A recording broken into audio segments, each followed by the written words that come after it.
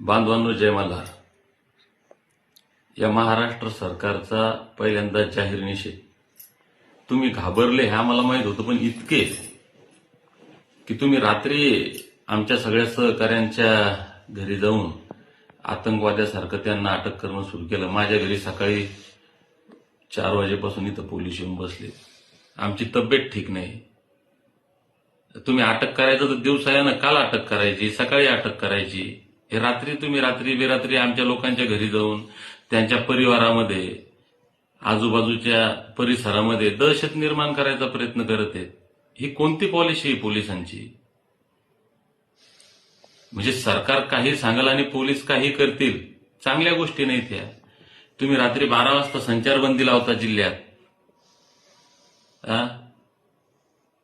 मी या सरकारबरोबर आता पोलीस प्रशासनाचाही निषेध करतो. चुकीचं आहे. आम्ही सहकार्य करतोय ना, आम्ही अरे झोपलेलो आहे घरामध्ये. मला आले, माझ्याकडे आले, मी ठीक आहे इथपर्यंत. मला सगळ्या सहकार्यांचे फोन सुरू झाले. आता प्रत्येकाला अटक करणं लावलं. किती लोकांना अटक करणार आहे साहेब तुम्ही अशा पद्धतीनं? प्रेमानं सगळं होतं. तुमच्या एक ध्यानात ठेवा, सरकार हे जितकं दाबलं ना तितकं उसळतं. तुमच्या दाबण्यानं आंदोलन नाही दाबणार, ते अजून मोठं होणार आहे. त्याच्यामुळे चुकीचं आहे.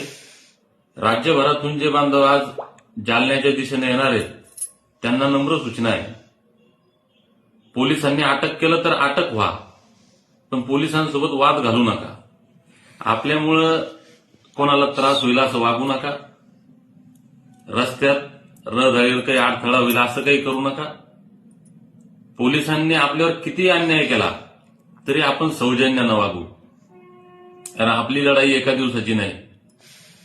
म्हणून पोलिसांनी जर अडवलं तर अटक व्हा, नियमानुसार अटक व्हा. त्यांना म्हणा चला आम्हाला पोलीस स्टेशनला घेऊन, पण वाद करू नका. आता आमचे सगळे सहकारी मला असं वाटतं बऱ्यापैकी अटक झालीत. मी एकटा आत्ता बसलोय घरी. मी हे सांगणारही नव्हतो, पण पोलिसांची पॉलिसी चुकली म्हणून हे लोकांना सांगणं आलंय.